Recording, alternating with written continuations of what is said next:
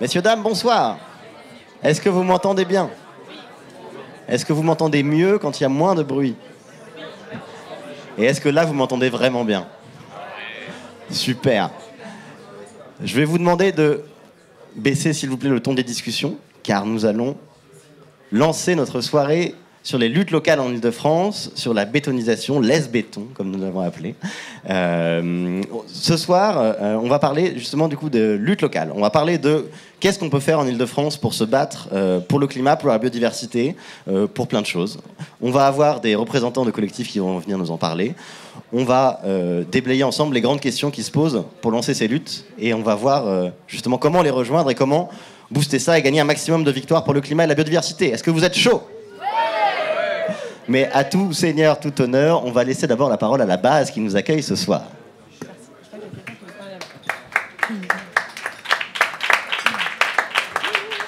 Bonsoir à toutes et à tous, merci d'être venus ici ce soir. Est-ce qu'il y a des gens qui viennent ici pour la première fois? Oui, bienvenue à vous. Merci d'être avec nous ce soir. Juste en 2 mots, la base, c'est un lieu qui a été créé par la volonté de 10 associations pour avoir un espèce de lieu de base pour accélérer la mobilisation citoyenne ici en Ile-de-France, à Paris, enfin dans Paris même. Voilà. Et qu'est-ce qu'on fait? Qu'est-ce que je dis? Je sais plus. Donc voilà, ici vous êtes un peu au cœur de la base, c'est le bar, et en dessus vous avez un espace de coworking. Chacune des associations a un bureau, il y a des ateliers, il y a plein de choses qui se passent ici. C'est un peu une grosse effervescence. Et ça fait bientôt 1 an que la base a ouvert, et on cherche un nouveau lieu parce qu'on avait signé un bail d'1 an. Alors n'hésitez pas, si jamais vous avez des petits sous. On a lancé une grande campagne de crowdfunding donc sur le site internet labase.paris. Et si vous voulez nous soutenir en laissant simplement votre consigne au bar, ou si vous avez des sous, n'hésitez pas, on en a besoin. Et ils seront bien utilisés. Merci à vous, je vous souhaite une bonne soirée, et je relaisse la parole à Super Local.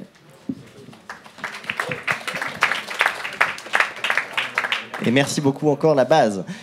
Ok, on va donc pouvoir lancer cette grande soirée autour des luttes locales, et j'en profite pour me présenter. Désolé, je suis Victor de Super Local. Super Local, en 2 mots, c'est une initiative qu'on a lancée avec 3 organisations qui sont Partagez, c'est sympa, Le Mouvement et Notre Affaire à tous, en se disant que, avec les municipales qui approchent, avec le mouvement climat que vous sentez monter, que vous voyez monter, avec de plus en plus de militants qui rejoignent le mouvement et qui prennent une part active dans tout ce qui se passe, on s'est dit, comment est-ce qu'on peut soutenir un maximum ce qui se passe, et comment est-ce qu'on peut aussi passer à un nouvel échelon de mobilisation pour gagner un maximum de batailles. Et ces batailles, elles se passent essentiellement au local, elles se passent essentiellement sur les territoires, elles se passent essentiellement dans la façon dont on construit nos villes, nos villages, et dans la façon dont on crée un modèle ou un contre-modèle de société au niveau local. Et on s'est dit, ok, on sait qu'il y a des luttes locales, on sait qu'il y a des gens qui se battent déjà un peu partout en France, qui se battent contre tout type de projets polluants, tout type de projets destructeurs. Ça va être des fermes-usines, ça va être des autoroutes, ça va être des centres commerciaux, ça va être des aéroports. En fait, en France, il existe encore malheureusement des tonnes de projets de ce type qui détruisent le climat, qui détruisent la biodiversité, et qui sont complètement incompatibles, qu'on ne peut plus laisser passer actuellement en 2020. On ne pouvait déjà pas les laisser passer il y a 5 ans. Maintenant qu'on a les forces pour les arrêter, lançons-nous dans la bataille. Et donc on a lancé Super Local pour ça, pour faire en sorte qu'on soit un maximum à rejoindre ces luttes. Et le premier travail qu'on a fait pour lancer ça, c'est de faire une carte. On a travaillé avec le média Reporter pour lancer une carte des luttes. Et quelle n'a pas été notre surprise de trouver 245 luttes actives en France. 245, c'est énorme. Quand on regarde les cartos précédentes et les luttes locales précédentes de 2016 et 2017, c'était 30 ou 40 luttes. On connaît Notre-Dame-des-Landes, on connaît des vieilles luttes comme le Larzac, comme Plogoff, etc. peut-être. Là, on est à un nouveau stade, on est à un nouvel échelon, et on voit qu'en fait, partout sur le territoire, il y a des habitants, il y a tout type de citoyens qui se lèvent et qui se battent contre ces projets, qui se battent pour rendre ça impossible et leur rendre la vie impossible. On a voulu ce soir, particulièrement en Ile-de-France, inviter ceux qui se battent dans notre région, ceux qui se battent et qui essayent d'empêcher un maximum de ces projets, parfois avec succès, et c'est tant mieux. Et on va donc leur donner la parole tout à l'heure pour en parler et voir avec eux particulièrement comment lutter aussi sur un sujet qui nous touche particulièrement ici, c'est le bétonnage. Nous, la pollution la plus importante qu'on a en Île-de-France, c'est l'urbanisation excessive, c'est le construire à tout va, c'est bétonner des terres et les rares terres qu'il nous reste encore en Île-de-France. Pour en parler, on va accueillir plein de gens hyper intéressants. On va accueillir le collectif pour le Triangle de Gonesse. On va accueillir le collectif TEP, Terre d'écologie populaire à Ménilmontant. On va accueillir le collectif Extraordinaire dans le 18e. On va accueillir le collectif Non au JO 2024. On va accueillir la Fédération des murs à pêche à Montreuil. On va accueillir le collectif Non au pont d'Achères. Et on va aussi accueillir Extinction Rébellion, mais j'ai envie de dire, c'est presque vous qui nous accueillez. J'ai l'impression que vous êtes très très nombreux dans le public. Est-ce que vous êtes là, l'Extinction Rébellion? Ouais. Extinction Rébellion. Ok, vous êtes là. Trop bien. On va se lancer, c'est parti. Et je laisse la parole à Chloé de Notre Affaire à tous pour la suite. Bonjour à tous, c'est super de vous voir aussi nombreux. Comme Victor le disait, l'artificialisation en France, c'est notre fléau. Il faut savoir que toutes les 5 minutes, on est sur un terrain de foot en France qui est artificialisé. Alors autant vous dire que d'ici la fin de cette conférence, on sera sur 15, 20 peut-être terrains de foot. L'idée, c'est donc de se servir de ce temps et de ces terrains de football pour essayer de construire la lutte contre cette artificialisation. Du coup, cette construction de la lutte, on a voulu donner la parole aux collectifs qui seront les meilleurs pour nous en parler. Et on va un peu voir différents moyens de lutte et aussi un peu comment aborder cette lutte contre le béton et l'artificialisation des sols. Pour commencer, on va donner la parole à Léa de Extinction Rébellion qui a coordonné la magnifique action d'aujourd'hui pour essayer de nous expliquer ce qu'est un mauvais projet d'urbanisme et comment et pourquoi aujourd'hui on doit lutter contre cette bétonisation.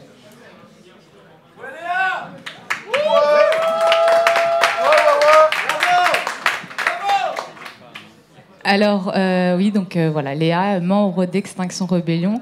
Je suis aussi architecte et je travaille aussi avec le collectif Encore Heureux, pour ceux qui connaissent. Donc oui, juste si je peux résumer, on a fait une petite action aujourd'hui sur les sites de Lafarge et Cemex, le long de la Seine, et voilà, qui était notamment une action qui avait pour but de sensibiliser sur la bétonisation et qui avait vocation de parler tant de l'extraction du sable et de la ressource que des grands projets inutiles. Donc je voudrais bien que tu répètes ta question parce que j'ai déjà oublié. Oui, c'était pas de tout repos aujourd'hui, vous l'aurez compris. Je m'excuse, je suis un peu fatiguée. L'idée, c'est de savoir ce qu'est un mauvais projet d'urbanisation. En effet, on parle de déviation, à chaque fois on nous les vend, ces projets. On nous dit que ça sera mieux comme ça, que la déviation fera en sorte de désencombrer les routes, que ça polluera moins. En tant qu'architecte, en fait, comment vous pouvez reconnaître un mauvais projet et comment, en fait, nous, on peut se mettre en lutte, du coup, contre ces projets? Alors, pour moi, un mauvais projet, c'est surtout un projet où on a demandé l'avis de personne. Donc en fait, s'il y a un point commun quand même avec tous ces grands projets inutiles, c'est qu'on ne nous a pas demandé notre avis et qu'ils sont imposés et que souvent, ils ne répondent pas forcément à un besoin local. Donc pour moi, c'est la première chose qui fait d'un projet un projet inutile ou qui n'a pas besoin d'être. C'est un projet qui a été imposé et où la participation justement de l'échelle locale et la vie des personnes qui habitent dans une région où tu parles de déviation, où il n'y a eu aucune concertation et où la question du besoin n'a pas du tout été évoquée. Voilà. Ok, super. Est-ce que Antoine, vous pouvez nous en dire plus peut-être sur l'exemple de la déviation? Sur des exemples, alors moi je m'appelle Antoine Mille, je suis aussi architecte, je suis président de l'association Non au pont d'Achères qui est inscrite sur le tableau là-bas. Donc on a eu une démarche locale, donc Non au pont d'Achères, c'est non à un projet routier qui est en fait le prolongement de la Francilienne sur les Yvelines, qui est un vieux projet d'urbanisme, qui était le plan de l'ouvrier des années 60, où on créait des villes nouvelles. Et puis après, on allait les relier par une espèce de rocade qui n'est pas vraiment une autoroute, mais qui y ressemble beaucoup, environ 100 000 voitures jour. Donc on habite une petite île piétonne, très, très, très sympa, qui est l'exemple principal de ce qu'on appelle un écolotissement. Il n'y a plus de bagnoles, ce qui change complètement la vie des habitants là-dedans. Et on subit en ce moment, en fait, deux problèmes. Un problème de pont qui va nous passer par-dessus, mais dont on sait que ça va être un pont autoroutier.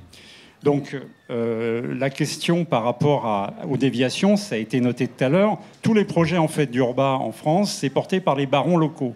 C'est-à-dire que chacun veut avoir une petite médaille à son revers qui consiste à dire on va détourner la circulation, pensant que c'est un bon projet. Moi, j'ai un exemple sur la RD 144 qui est des amis qui se battent contre un truc où, au bout du bout, en fait, c'est 34 millions d'euros qui avaient été investis, qui passent à travers un bois pour contourner une ville qui est toute petite, où il n'y a pas vraiment de problème de circulation. Et quand on fait le bout du bout de l'analyse du truc, c'est pour gagner 3 minutes. Donc 3 minutes de temps de parcours. Alors, 3 minutes, ça peut être intéressant. Si vous faites une crise cardiaque sur la route, vous dites, 3 minutes, ça peut me sauver. Alors vous allez vous ruer sur l'hôpital de Meulan, qui est juste à côté, sauf que manque de bol, les urgences sont fermées parce qu'il n'y a plus d'argent. Donc le problème en France, c'est qu'on ne met pas le pognon au bon endroit et que quelque part, on a les majors du BTP, tous les majors du BTP principaux, Bouygues, Eiffage, machin, ce sont des types qui bossent dans le monde entier, mais qui ont fait leur patrimoine avec les communes françaises. Parce que tout ce qu'on crée en transport, tout ce qu'on crée comme voie nouvelle, ça nous oblige à terme toujours de les entretenir à vie. Et quelque part, le premier budget de la région Île-de-France, c'est les transports. Et on part sur des trucs complètement délirants, où il faut qu'on soit tous très clairs sur le fait que le droit ne nous protège pas, le droit administratif ne nous protège pas, parce que ces gens-là ont le droit de faire des routes, des machins, c'est structurellement dans leur qualité de faire. Donc à partir de ce postulat-là, on se fait tous rétamer au tribunal administratif. Mais je développe un peu trop, peut-être. Bon, donc le problème qu'on a, c'est qu'il faut absolument trouver d'autres moyens que le droit. Alors évidemment, le problème du droit, nous on est à Versailles, on n'a pas de bol, on est quasiment, comme disait Dali, c'est le centre du monde. Nous on est à Achères. Achères, c'est des zones qui ont été complètement polluées par le SIAP, c'est-à-dire c'est les boues, pour parler simplement, c'est les chiottes de la région parisienne, qui depuis le XVIIIe siècle, par gravité, si vous voulez, puisque les Yvelines sont plus bas, on envoie très simplement tout ce qui est les chiottes, et ça, en fait, nourrit quasiment en circuit court, par du maraîchage, toutes les régions autour de Paris. Donc il faut parler aussi des terres arables et de comment on peut se nourrir. Sauf qu'en dans les années 2000, ils se sont rendus compte qu'avec des systèmes très sophistiqués de récupération des boues, enfin bon, c'est un peu dégueulasse, donc je ne vais pas m'étendre là-dessus, ils se sont rendus compte qu'il y avait plein de pollution aux métaux lourds. Donc ils ont figé, en fait, les préfets ont dit plus de moyens de faire de maraîchage, donc ça s'est arrêté net. Donc on se retrouve avec des friches à 20 km de Paris qui sont en bord de Seine, donc avec des richesses dans le sous-sol qui sont le sable, deuxième denrée la plus consommée du monde après l'eau. Et on a une espèce de grand chelem en ce moment de pseudo-économie circulaire où les carriers exploitent jusqu'à 10 mètres de profondeur du sable et le remplacent par des terres inertes du Grand Paris, des 44 millions de mètres cubes qu'on va essayer de se prendre sur la tronche. On ne sait pas comment. Voilà. Et du coup, ces projets, pour aboutir, malgré le fait qu'ils soient inutiles et apparemment imposés, ils sont déclarés d'utilité publique. Du coup, ce pouvoir-là, il pèse sur nos pouvoirs publics. Est-ce que ce sont eux qui, finalement, en s'alliant à ces manias du BTP dont vous parlez, qui engagent le vivant ? Le problème, c'est qu'ils ont un problème culturel. C'est-à-dire qu'ils pensent que partir, faire des routes complémentaires, ça va donner de l'activité, alors qu'en fait, ce sont des tuyaux comme de la plomberie. Vous faites circuler, mais si vous pouvez circuler sans vous arrêter, c'est complètement grotesque. Donc nous, ce qu'on a besoin, c'est le projet du Grand Paris dont on peut parler. C'est le projet c'était la différence entre une pieuvre et une méduse. Le projet de la méduse, c'était le projet de l'ancien président d'Île-de-France qui disait on va essayer de relier par des routes et des voiries dédiées aux gens pour leur faire passer d'un endroit à un autre le plus facilement possible. Et il y a le projet Grand Paris de Blanc et de Sarkozy qui consistait à dire quelles sont les zones d'intérêt qu'on a en Île-de-France. Alors le mec a dit il y a Roissy, Puis à Orly, alors vous, enfin nous, c'est pas une zone d'intérêt, hein, on est de la merde. Bon, on est de la merde. Nous, c'est les chiottes, on le savait. Donc, et on est en train de construire maintenant, là, il y a 20 tunneliers qui tournent à plein badin, parce que les mecs du BTP, ils sont tous sauf bêtes.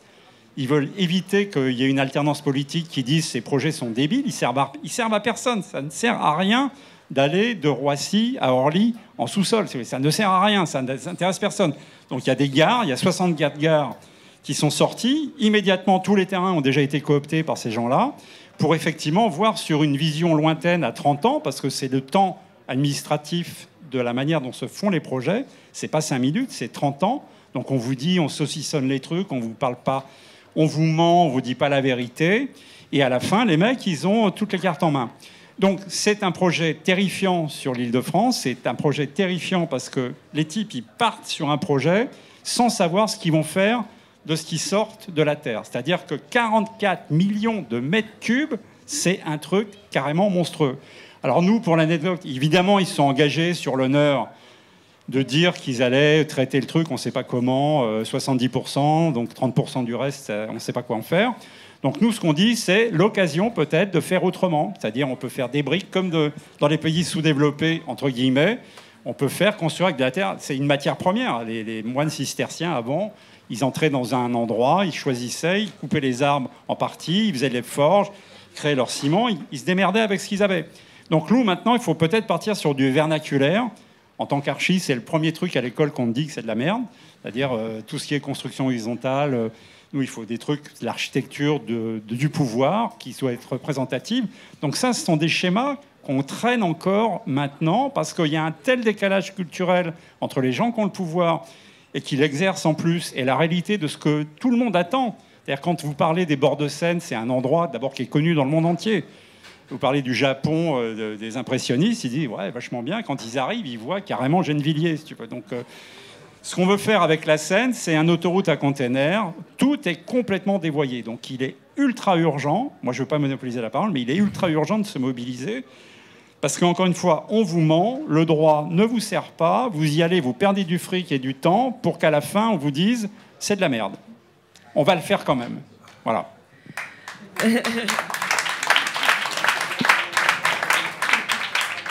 Peut-être que pour parler de la pression qu'on pourrait mettre sur ces pouvoirs publics, on va pouvoir accueillir le triangle de Gonesse et dans sa lutte contre Repacity.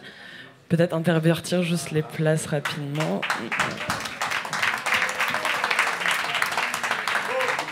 Juste avant ça, Léa, peut-être un mot justement sur ces techniques vernaculaires dont on a pu avoir la démonstration sur l'action aujourd'hui. Est-ce que c'est important comme ça en fait de transmettre le savoir et de montrer aux gens qu'une autre chose c'est possible ? Oui, il y a plusieurs alternatives. Il y a toutes les constructions vernaculaires, la terre, la paille, le bois. Il y a aussi purement et simplement la rénovation de bâtiments existants aussi. Voilà, qui n'est pas du tout suffisamment défendu par les maîtres d'ouvrage et tous les projets qui existent et qui voient le jour. Il y a toute la question du réemploi, donc il y a quand même beaucoup d'alternatives qui sont là en fait et qui permettent de faire marcher une économie locale, des savoir-faire à petite échelle, et c'est ça qui est, je pense, la clé une des solutions qui revient aussi dans ce que vous avez dit, mais c'était cette déconnexion en tout cas entre les très gros et ensuite le local. Voilà. Donc les alternatives sont une façon de reconnecter tout ça. Ok, merci beaucoup et encore merci pour l'action d'aujourd'hui, Léa. Voilà, pour Léa. Du coup, on le voit, la lutte est nécessaire, des alternatives sont possibles. La question maintenant, c'est celle de la pression qu'on peut mettre sur les pouvoirs publics et la pression qu'on peut mettre aux politiques. Pour nous parler un peu de cette pression, on va avoir donc le collectif pour le triangle de Gonesse, mais aussi la lutte sur les murs à pêche, qui nous sera présentée par Samantha. Et enfin, le collectif pour un parc extraordinaire. Et voilà, est-ce que tu veux introduire un peu cette lutte sur les pouvoirs politiques ? Oui, alors moi j'aimerais bien, juste si je peux me permettre de répondre à la question, l'excellente question que tu as posée tout à l'heure, et d'aller dans le sens du copain architecte. Sur le triangle de Gonesse, on a une urgence, c'est que le projet Europacity a été abandonné. Comme ça permet à notre président Macron de dire « je suis le plus grand écolo de France ». Le problème, le vrai problème, c'est pas d'abandonner Europacity. C'était un projet du siècle dernier. C'était un truc complètement obsolète. Le problème, c'est de savoir qu'est-ce qu'on fait des terres agricoles. Est-ce qu'on sauve les terres agricoles ? Et là, il y a un projet de gare en plein champ. Alors, comme tu l'as dit, on essaye de nous faire croire que des projets sont intéressants. Et puis alors, nous, on nous l'a dit, on nous a dit, mais vous êtes écolo, comment vous pouvez vous opposer au métro, hein ? Bah oui, en fait, la gare, elle est en plein champ. Il faut savoir que sur le nord de la ligne 17, vous avez 5 gares. Hein. La gare du Triangle de Gonesse, qui est en plein champ, qui ne sert pas aux Gonessiens. C'est à 1,7 km de l'habitation la plus proche. Donc, bon, ensuite, vous avez le parc des expositions de Villepinte, 0 habitant dans un rayon de 800 mètres. Ensuite, vous avez Roissy 1, Roissy 2, 0 habitant. Et ensuite, le Mesnil-Amelot, 0 habitant dans un rayon de 800 mètres. Mais alors, ce qui est grave, c'est le schéma, c'est le système dans lequel on essaye de nous impliquer. Si on fait une gare au Mesnil-Amelot, les gens qui vont habiter là-bas parce que c'est moins cher qu'en région parisienne, ils vont acheter de la terre agricole pour faire des cités pavillonnaires. Donc on va bétonner encore les dernières terres agricoles. Et puis ces pauvres gens-là qui ne peuvent pas se loger sur Paris, donc qu'on repousse très loin, eh ben, ils vont prendre leur voiture tous les matins pour aller jusqu'à la gare du Mesnil-Amelot, où on va faire des grands parkings autour, on va bétonner autour de la gare, et puis ensuite, ils auront 1 heure de transport pour venir travailler jusqu'à Paris. Donc ce schéma-là, c'est ce schéma qu'il faut refuser. Et tu le disais tout à l'heure, relier Roissy avec Orly, mais nous, on a mieux relier Roissy avec Le Bourget.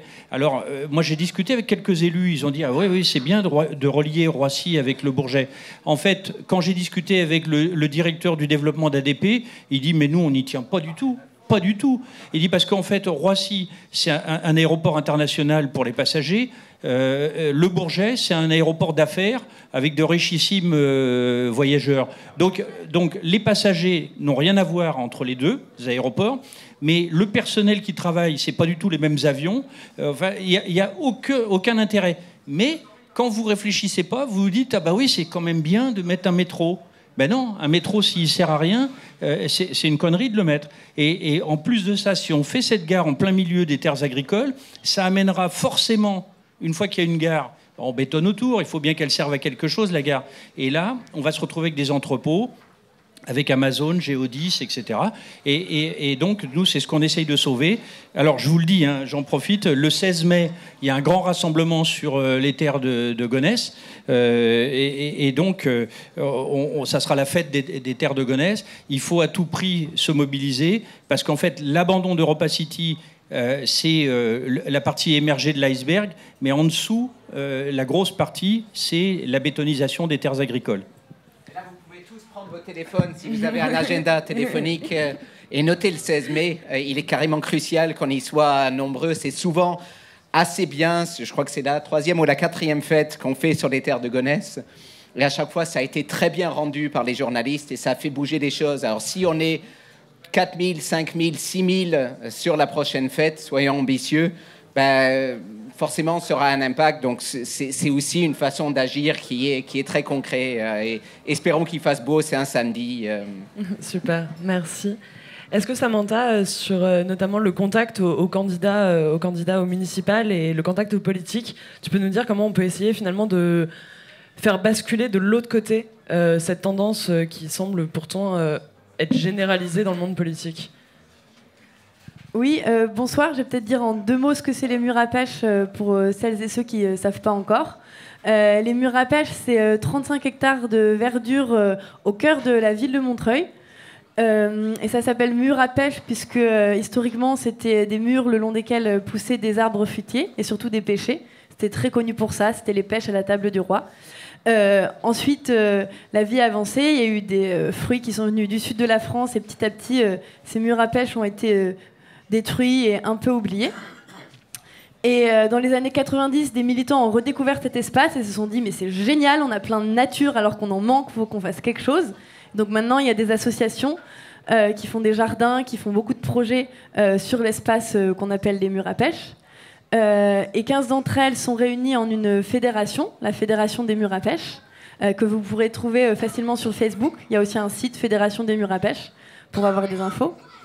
Et donc une des actions qu'on a entreprises plus récemment, c'est de s'opposer à un projet porté par une filiale de Bouygues Immobilier, qui est de construire des logements sur les murs à pêche pour financer la dépollution. Parce que comme notre ami disait tout à l'heure, il y a beaucoup de boue dans les sols, et il y avait une activité industrielle aussi sur les murs à pêche, donc les sols sont pollués, donc il faut dépolluer, on ne sait pas trop comment, mais il faut le faire, et ça coûte cher, le chiffre qu'on entend c'est 5 millions d'euros, et ce qu'on entend du côté de la municipalité, c'est oui, en fait, désolé, il n'y a pas de subvention, faut qu'on fasse avec Bouygues, c'est comme ça qu'on va sauver les murs à pêche, c'est avec les promoteurs. Sauf que dans la Fédération des murs à pêche, on n'est pas d'accord. Donc on a écrit un pacte pour l'avenir des murs à pêche, que vous pouvez aussi trouver sur le site de la Fédération. Et ce pacte, on l'a envoyé à tous les candidats et candidates aux élections municipales, pour les inviter à se prononcer sur la question et à prendre position. Pour l'instant, il y a une seule liste qui a répondu. Donc on veut les interpeller encore. On a fait une action, et ça a été vraiment possible grâce à Super Local et à notre amie Isabelle qui nous a motivés à reprendre et à continuer la lutte.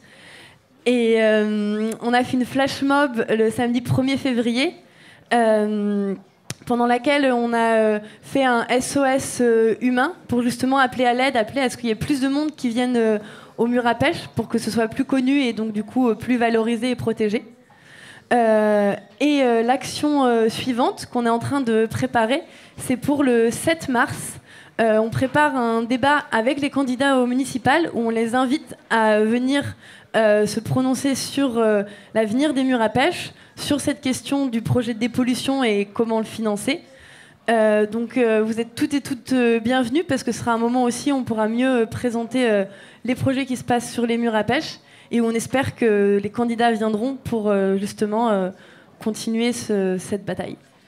Du coup, c'est vraiment essayer de forcer, enfin, disons de convaincre les candidats à signer une forme de pacte pour essayer qu'ils s'engagent finalement à conserver les murs à pêche. Est-ce que c'est un petit peu la même démarche pour le parc ? Donc je me présente rapidement, je m'appelle Colline, je suis membre du collectif Un Parc Extraordinaire. Je suis venue également avec Baptiste, qui est le très beau jeune homme qui filme là-bas, et avec éventuellement peut-être un nouveau membre qui s'appelle Camille. Il ne sait pas encore qu'il fait partie de la bande, mais voilà, il est dans le coin. On a des tracts, on est très vieille école, en papier recyclé s'il vous plaît, donc on pourra vous donner des tracts pour que vous veniez signer notre pétition et comprendre un peu les enjeux. Les grandes lignes, en fait, nous on est un bébé collectif, je me sens très, très humble devant des gens qui militent depuis des années sur des sujets bien plus gros que le nôtre. Nous, on s'est constitué en collectif il y a 3 mois, suite à des sortes d'AG citoyennes, avec des très gros guillemets, qui était censé définir quelques points d'un grand projet immobilier sur une friche SNCF qui est située à Ordener-Poissonnier. Donc ceux qui connaissaient Grand Train à une époque, il y avait le grand mur de graffiti à rue Ordener et donc derrière il y a une friche. Et cette friche, donc, ça devient un très beau gâteau, très, très appétissant, très rentable pour les promoteurs, qui vont faire pousser des tours de 10 étages avec du bureau, du logement à 14 000 du mètre, terrasse sur le Sacré-Cœur, on en rêve tous, et un tout petit jardin. Alors c'est du petit gazon comme on connaît, comme on adore faire à Paris, 3 graines, 3 petits arbres, voilà. Donc tout ça à rebours évidemment de l'urgence écolo et des besoins du 18e, puisqu'on est un des arrondissements les moins verts de Paris. Le poumon du 18e, c'est le cimetière Montmartre, donc on est quand même, on n'est pas super bien chez nous. Pour répondre, oui, effectivement, il y a des, j'entends des hommes qui parlent très fort derrière. Excusez-moi. Ouais, donc en fait, il y a, je pense effectivement des points communs avec ce que vous faites avec le mur à pêche.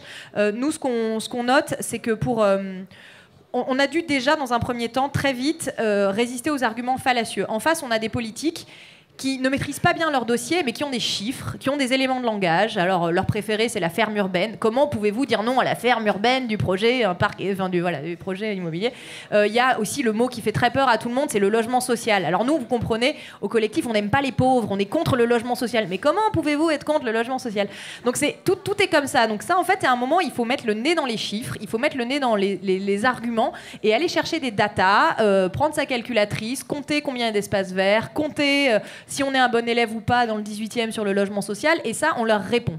Alors le problème, c'est que le politique est comme une anguille, c'est-à-dire que quand on lui répond sur le truc qu'il vous demande, hop là, il glisse et vous amène sur un autre terrain. Donc là, on dégaine un autre truc qui est très puissant et qui coûte pas cher, qui s'appelle Twitter, où là, en fait, on a le temps de dérouler les arguments et il peut pas nous glisser entre les mains comme il fait le soir des vœux de la mairie ou sur un marché pendant qu'il distribue ses tracts. Et puis là, c'est très pratique parce que c'est public.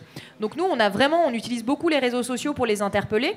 Et comme on est en période de municipale, ça vous a pas échappé, en fait, quand on a fini par avoir 10, 15 tweets qui leur posaient toujours la même question, puis qui nous voyaient tracter, qui nous voyaient vraiment venir comme la mouche du coche sur chaque événement officiel, ils ont été obligés de nous répondre. Et en fait, très rapidement, alors ceux qui étaient le plus sur nos lignes, à savoir Décidons Paris et Europe Écologie Les Verts, nous ont soutenus, tractent avec nous, signent la pétition, tout ça. Et puis ceux qui sont de plus en plus à droite sont obligés de nous rallier, parce qu'en fait, quand vous en avez 3, 4, 5 qui sont pour le parc extraordinaire, eh ben, les autres sont obligés pour faire bonne figure. Peut-être aussi parce qu'ils ont compris que... Voilà. Non, mais voilà, nous, on est très conscients qu'effectivement, on est dans un temps politique qui nous sert. Mais donc, on utilise vraiment ce moment à fond. On a l'intention de les presser comme des citrons. Et à chaque fois, petite photo, on tweet et après l'élection, on viendra les trouver. Et je pense que le dernier point, ce qui est très important, c'est qu'en fait, quand on s'adresse à des politiques, on va prendre des coups. Et ça, c'est un truc que nous, on n'avait pas perçu parce qu'on était, on était de culture politique différente, voire pas de culture politique du tout. Et on s'est retrouvé avec des gens pour qui on avait voté, qu'on aimait bien. Moi, j'étais là, Yann Brossa sur Twitter, trop fort et tout. Et quand vous vous faites défoncer, mais vraiment défoncer, hein, quand on vous met des coups en vous disant que vous n'avez rien compris, que l'urgence c'est le logement, que de toute façon vous n'êtes qu'une femme ou qu'une vieille personne, non, mais parce que c'est comme ça que ça se passe. Donc ça, moi, je pense que quand on va jouer avec des politiques, il faut le savoir. Nous, on a perdu beaucoup de temps et d'énergie à pas se rendre compte de qui on avait en face. Et là, je pense qu'il faut vraiment aller voir ce qui se passe du côté des afroféministes et des féministes qui font plein de concepts hyper intéressants, notamment le self-care, le burn-out militant. Et en fait, prendre soin de soi, c'est hyper important parce que c'est violent, en fait. La politique de parti, c'est ultra violent. Donc des lieux comme celui-ci, des rencontres comme celle-ci, des amis comme ceux qu'on rencontre dans ces mouvements, c'est essentiel pour lutter, non pas à armes égales, mais pour lutter avec ces gens. Et je pense que c'est... Merci. Et je pense que c'est assez intéressant parce que c'est vrai qu'on parle toujours de lutte contre. Et moi, je pense qu'une grande partie en fait, de cette lutte, c'est pas vraiment une lutte, en fait, c'est vraiment une construction. C'est quelque chose qu'on co-construit. Et pour finalement empêcher cette artificialisation des sols permanente, il y a des projets qui sont à mettre en place. Je pense que notamment le projet Karma, dont vous allez pouvoir mieux nous parler, peut-être, merci, mais aussi à la TEP de Ménilmontant, si Frédéric peut me rejoindre de la TEP. Merci. Mais venez, parce que je pense que réellement, il est essentiel de proposer. On peut lutter contre, mais on a très vite réalisé à Superlocal que nos collectifs ils devaient aussi lutter pour. Et je pense qu'à Extinction Rébellion, c'est quelque chose aussi qui a été intégré parfaitement. Et ce qui est incroyable dans nos actions aujourd'hui, c'est qu'on lutte pour construire et pour avoir quelque chose de meilleur et pour que demain, nos générations futures puissent avoir un futur, justement. Est-ce que du coup, Karma, tu peux nous expliquer un peu ce que c'est? Du coup, je ne vais pas faire une longue tirade en expliquant ce que c'est Karma. Je vais en rester vraiment sur le titre. Parce que le sens Karma est un projet sur le triangle de Gonesse pour contrer justement le phénomène d'urbanisation. On a voulu faire un vrai projet, un vrai nouveau projet agricole. Et quelque part, ce projet est un peu conceptuel et on se dit c'est un projet qui peut inspirer toute l'Île-de-France, voire tout le pays, compte tenu de l'avancée urbaine et de l'artificialisation des sols qui est absolument démoniaque. Donc, Karma, et je vais le dire très très doucement, l'objectif est une coopération une coopération pour une ambition rurale et métropolitaine d'avenir. Globalement, on se dit que jusqu'à nos jours, et les Trente Glorieuses ont été la gloire de ça, on a toujours vu la ruralité comme un lieu qui allait être imposé par l'urbain. Et que si on veut être résilient demain, c'est peut-être le rural qui doit s'infiltrer dans l'urbain. Et quelque part, l'ensemble des jardins partagés, l'ensemble des mouvements de réappropriation des villes, et j'avais envie de rebondir sur les murs à pêche. Je ne sais pas qui est allé voir le Super Expo, qui était peut-être un des plus beaux au pavillon de l'Arsenal, qui était Paris Capitale Agricole. Mais quand on voit ce qu'était Paris Capitale Agricole, c'est que l'ensemble des périphéries, là où on a fait notre périphérique, c'était agricole. Et un des derniers reliques de ça, c'est Montreuil, c'est les murs à pêche de Montreuil. Donc, quelque part, c'est un patrimoine d'avenir que ces murs à pêche. Il faudrait qu'on refasse ce genre de choses parce qu'on est en Île-de-France sur les terres les plus fertiles. Allez, je vais le dire, les fertiles du monde. On est sur des terres d'une fertilité absolue. Et c'est pour ça qu'on est aussi nombreux. Et c'est pour ça que, de tout temps, on a été aussi nombreux. On est sur des terres hyper fertiles. À chaque fois qu'il y a des personnes qui commencent à prendre soin de leurs terres, ils disent « Mais qu'est-ce que ça pousse facilement chez nous ?» Et moi, j'ai un peu bossé dans des pays ailleurs. Ça pousse pas toujours facilement. Et c'est vrai qu'on a chez nous, en Île-de-France, une terre, et si on lit les rapports des agronomes des années 2050, quasiment chacun dit les terres les plus vertueuses et là où on pourra se nourrir en 2050, c'est les terres de Picardie et les terres d'Île-de-France. Donc il est absolument crucial, ne serait-ce qu'on ne se rend pas compte, là on bouffe ce qu'on veut, ça vient du monde entier, ça ne sera pas forcément le cas demain. On a intérêt de garder des terres nourricières pour l'avenir. Dans ce sens-là, je ne suis pas là pour faire ma pub, mais on a réalisé pour le projet Karma, alors là c'est des petites cartes, mais j'en ai fait des grandes notamment pour les écoles, une carte qui valorise l'ensemble des sites agricoles qui fonctionnent en local et un certain nombre de sites de projets menacés. Alors du coup, je vois bien là dans cette réunion que j'aurais dû en mettre et j'aurais pu en mettre beaucoup plus. Mais sur l'ensemble de ces projets, que ce soit l'extension d'Euro Disney, que ce soit le triangle de Gonesse, que ce soit Saclay, là c'est quasiment foutu, c'est irrattrapable, que ce soit en effet le Montreuil, que ce soit l'extension de la cimenterie Calcia ou ce qui se passe du côté du pont d'Achères ou ailleurs, on a vraiment, là, il y a une source de mobilisation qui est vitale. C'est vraiment pour notre lendemain. Mais... Du coup, dans ce genre de cas, c'est fou. Les citoyens se regroupent autour de cet enjeu des terres nourricières, des terres... et pour co-construire un projet de conservation de ces terres. Mais par exemple, autour du collectif de la TEP de Ménilmontant, on peut trouver des photos incroyables sur votre Facebook où des citoyens, apparemment, sont en train de co-construire, de réhabiliter finalement cette zone, de réapprendre peut-être à faire vivre cette friche. Est-ce que vous pouvez nous parler un peu de ce projet, de comment vous faites vivre la TEP ? Bonsoir tout le monde. Donc Frédéric et Colette, on fait partie donc du collectif TEP Ménilmontant, qui veut dire Terre d'écologie populaire. On a renommé le terrain d'éducation physique en terre d'écologie populaire. Donc il faut savoir quand même que pendant 2 mois, on a fait le trottoir, hein, c'est ce qu'on aime bien dire pour rigoler, en empêchant justement les travaux, les pelleteuses de rentrée. Donc pour faire cela, il faut être sur le pied de guerre dès 5h du matin, puisque effectivement les pelleteuses arrivent vers 5h30 au petit matin. Donc on avait cette première démarche à faire. Je tiens à préciser, en fait, j'ai reconnu beaucoup de choses dans ce que Colline a dit par rapport à nous, à notre démarche. C'est qu'on a été soutenu par plein d'associations, dont Alternativa, Nature Rights, les Amis de la Terre, etc. Et Alternativa nous a fait bénéficier d'une formation à la désobéissance civile. Donc effectivement, Colette, tu te souviens de cette formation. C'était pas évident pour nous. Et en fait, c'était essentiel parce que ce que ça a déclenché, c'est la légitimité de ce que nous faisions. Et je crois qu'à partir du moment où vous avez cette légitimité, ça développe votre conscience et votre conviction et votre force d'empêchement de destruction. Il y a quelque chose d'assez incroyable humainement qui se passe.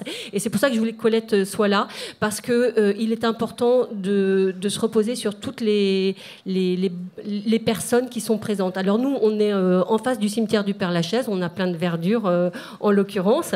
Après, on joue sur les mots, les quartiers, les arrondissements, etc. Et une fois qu'on a réussi à faire plier Paris Habitat, et c'était quand même pas simple, mais on s'est accroché aux grilles et Fage, eh bien, on a ouvert le portail. C'est ouvert, je pense qu'il y avait un coupe-boulon ou pas, bref. Et donc, pour pouvoir continuer à... On est bien sûr aidé par les élections, l'actualité des élections municipales, hein, ça c'est sûr, sinon on aurait peut-être déjà reçu des flics. Mais en tout cas, pour pouvoir faire vivre ce terrain d'environ 6000 m² en plein Paris, il fallait absolument créer un projet. Et donc, c'est chacun de nous, chacun de vous, parce qu'il y en a plein qui nous ont aidés, qui sont aussi présents dans cette salle, qui font que un projet existe et s'impose à la société et s'impose en fait aux politiques, parce qu'effectivement ils n'ont que des arguments fallacieux, et notamment on retrouve, en fait, vous ne voulez pas de logements sociaux à côté de chez vous, alors que justement nous sommes le quartier le plus dense en logement social de Paris. Et donc, on a un poulailler. On doit déplorer malheureusement le décès de 2 poules en 2 mois. Mais c'était très difficile à vivre.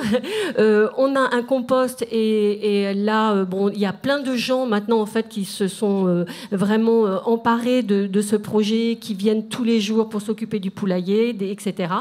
Et on a une cabane, une buvette. On fait des événements, des fêtes, et on démontre par cette nouvelle vie écologique que c'est ce dont les gens ont besoin, puisqu'ils viennent pique-niquer le dimanche. Donc en fait, c'est par la présence, la vie, l'action et le projet qui se développe qu'on arrive à imposer cette friche toute seule, quoi, sans béton. Du coup, d'une certaine façon, ça serait le vivre ensemble, finalement. Ah, complètement. On arrive à avoir des week-ends de 350 personnes. Incroyable. Et du coup, le vivre ensemble, est-ce que Karma, quand vous avez imaginé le projet Karma, si vous pouvez nous en dire plus un petit peu concrètement, est-ce que ce vivre ensemble, il est au centre, finalement ? Disons que toute l'agriculture telle qu'elle s'est construite depuis ces fameuses 30 glorieuses, elle a été faite pour entrer sur l'économie internationale. Et elle s'est complètement détournée des locaux, détournés de la terre, et c'est là où on sent une contradiction folle, c'est que les gens, ils ont envie de manger du local, et il n'y en a pas. Et l'idée là de Karma, et c'est très difficile parce qu'on a, ce sont des cités assez déstructurées, et l'idée c'est vraiment de faire avec la population, donc de faire des recycleries, de faire des thématiques alimentation, et d'essayer de retrouver l'agriculture. C'est pas ce qui séduit les plus jeunes, et notamment dans ces quartiers, et que peu à peu il faut les ramener. On se méfie des choses quand on en est loin, et eux c'est à leur porte, donc c'est vraiment d'essayer. Et on le voit avec les jeunes sur la TEP, une fois qu'ils commencent à toucher, une fois qu'on commence à semer, une fois, on trouve un goût à ça. Moi, je voulais rebondir sur sur l'histoire de poule. La poule, c'est l'animal d'avenir en ville. Vraiment, si on veut gérer nos déchets, leur compost, ils arrivent à faire un compost en 3 mois. Moi, je suis maître composteur. Un compost en 3 mois, c'est pas faisable.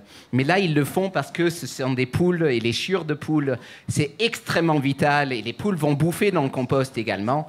Je vous dis, si vous avez du mal avec vos déchets, vous avez un compost et vous n'arrivez pas à bien le gérer, prenez 2 poules. Une, elle s'emmerde, mais prenez 2 poules. Ça marche du tonnerre, quoi.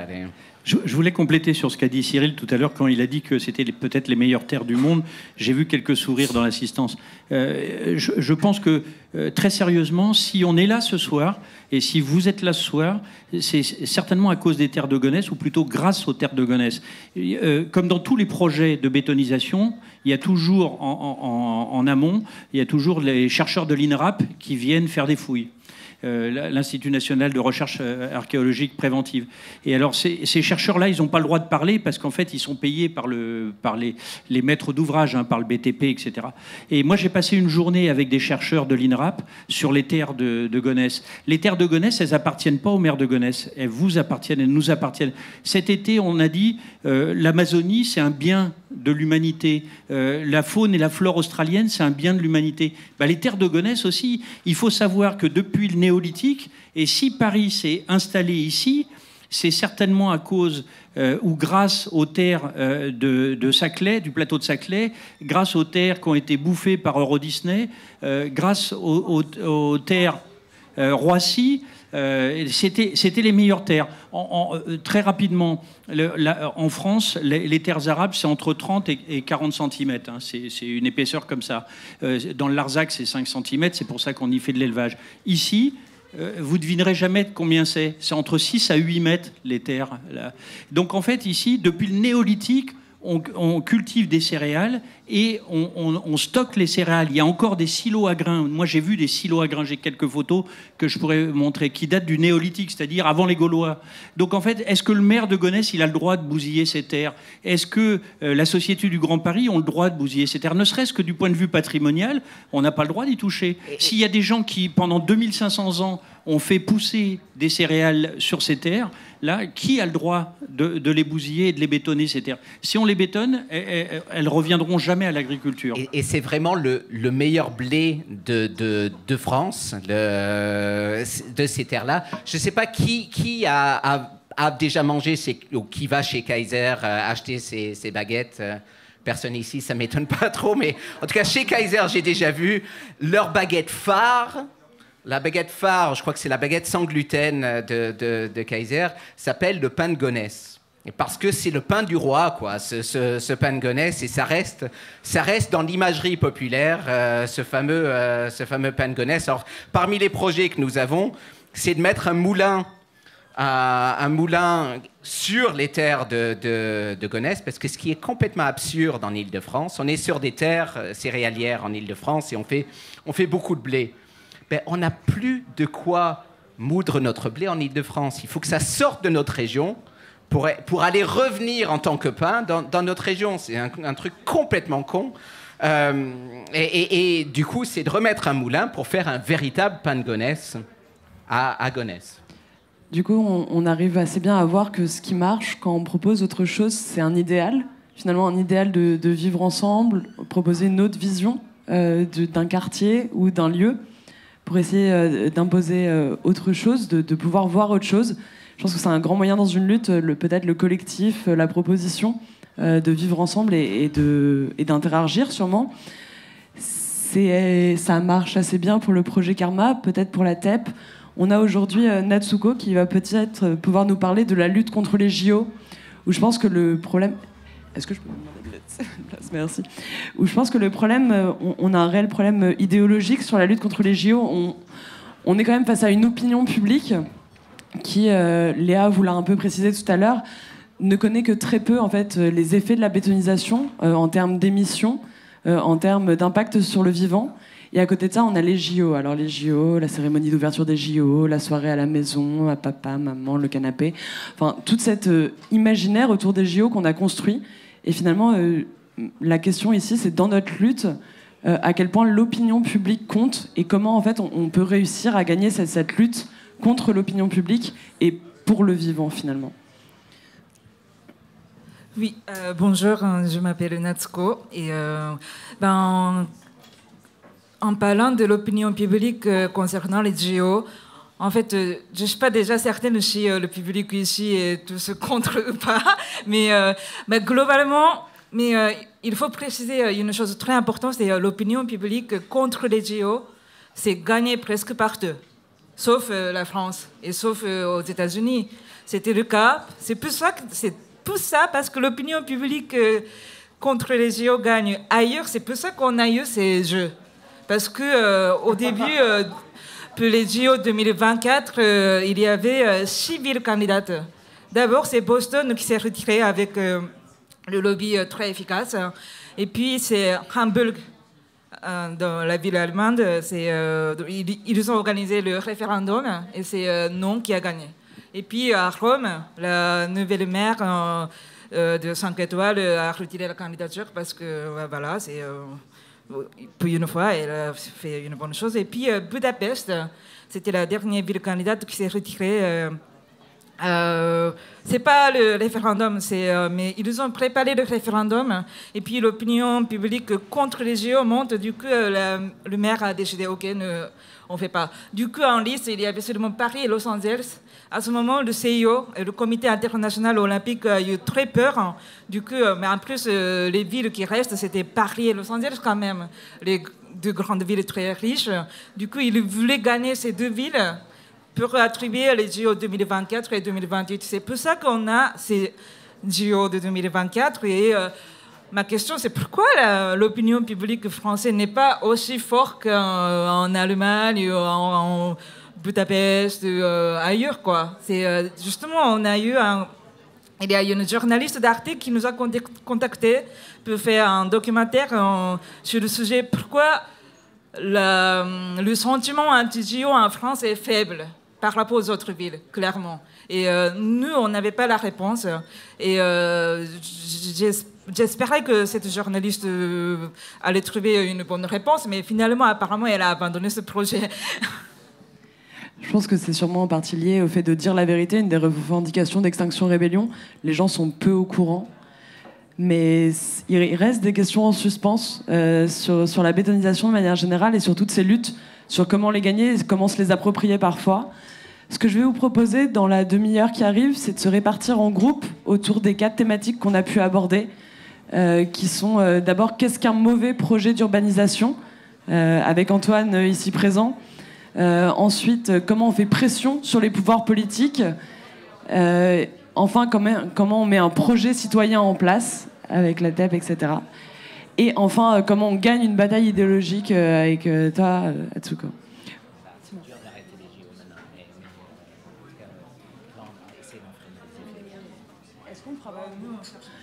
Du coup, après, on se réunira. Du coup, je vais vous proposer 4 de ces ateliers pour réfléchir à ces 4 grandes thématiques. Un, là-bas au fond, qui sera sur prévoir un projet. Là, sur la pression sur les politiques. Ici, sur les mauvais projets d'urbanisation. Et là, sur la bataille de l'opinion, à ma droite. Je vous laisse rejoindre les intervenants tranquillement. Et je vous remercie beaucoup.